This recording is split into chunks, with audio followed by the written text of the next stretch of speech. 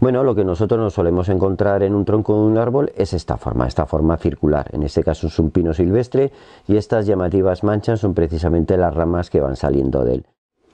Hay especies, sin embargo, que van a tener, va a ser muy raro que tengan una forma regular, circular, sino, sin embargo, van a crecer con este aspecto así irregular, lobulado. Esto es un caso, por ejemplo, una sabina negra.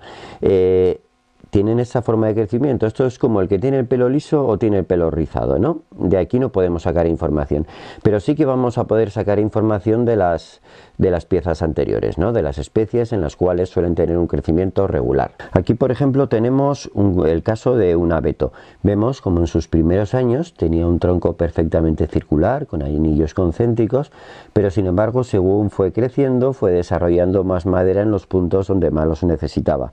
Esta parte precisamente estaba en la zona de contacto con el suelo, en la base, en la parte del tocón, y entonces aquí es donde se acumulan las tensiones originadas por el viento.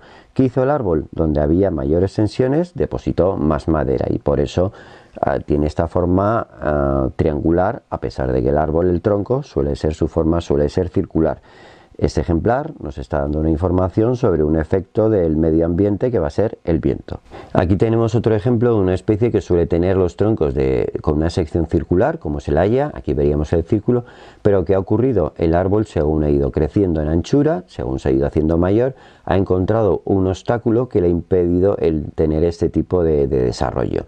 ¿Qué ha hecho el árbol? Sencillamente se ha ido adaptando al espacio que tenía y por eso tenemos esta forma tan curiosa, ¿no?, como de semicircular.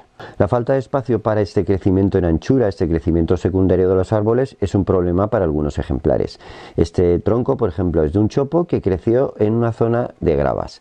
Entonces vemos que la parte que estaba enterrada entre la grava impidió que el árbol se pudiese desarrollar de una forma normal. Todas estas como pequeñas huellas de dedos, ¿no?, como si hubiésemos presionado en la arcilla húmeda, es precisamente la huella que han dejado estas piedras de grava. Lo cual no quiere decir, esta falta de espacio, que haya limitado el crecimiento del árbol. Él sencillamente se ha adaptado a lo que había y ahí se ha desarrollado. Hasta ahora hemos visto siempre troncos de árboles que eran únicos, ¿no? A veces un mismo árbol puede tener varios troncos.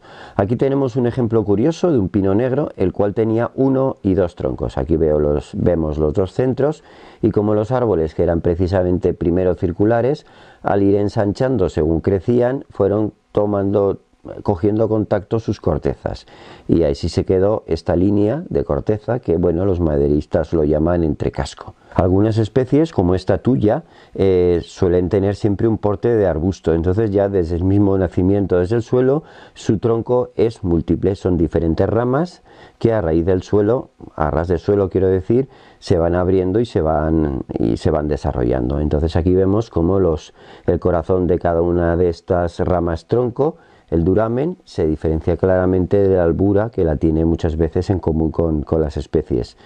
No todos los árboles tienen porte de arbóreo, es decir, con un tronco destacado. El tener las ramas bajas muchas veces suele ser una adaptación en lugares donde tienen problemas de crecimiento, por ejemplo la sequedad. La capacidad de rebrotar es común en muchas especies. A veces puede ser el fuego o a veces puede ser por un corte o la pérdida de una tala, por ejemplo, una obtención de leña. Este es el lignotubérculo de un boj, entonces vemos esta es la parte de la raíz y cómo a partir de este abultamiento empezarían a salir los tallos, ¿no? Los tallos nuevos, porque aquí vemos la cicatriz, la herida, donde estaba el tallo original. La historia que nos puede contar es bien sencilla. La planta creció a partir de una semilla, tenía un tallo único, ese fue eliminado pues a lo mejor para la obtención de leña y la planta, con los nutrientes que tenía en la raíz, rebrotó por estos tallos y volvió a desarrollarse de una forma más o menos normal. La capacidad de rebrotar es común a muchos árboles. Son las coníferas las que no son capaces de rebrotar, salvo el tejo. El resto de frondosas, como pueda ser el roble en este caso, sí que lo es. Entonces aquí vemos el tronco del árbol, la parte que talaron hace tiempo, se ve fácilmente el corte recto que tiene y cómo desde ese momento ha ido emitiendo, ha ido desarrollando otra serie de tallos, ¿no? Lo que ocurre es que este tronco ya llevaba muerto hace tiempo y por eso están los agujeros de los insectos xilófagos, que son los que están ayudando a que se recicle totalmente la madera. Aquí nos podemos fijar en este borde negro, que es justamente la zona, la parte abierta, aquí no hay corteza, aquí no hay protección contra hongos, por donde está la infección de hongos que podría deshacer esta madera.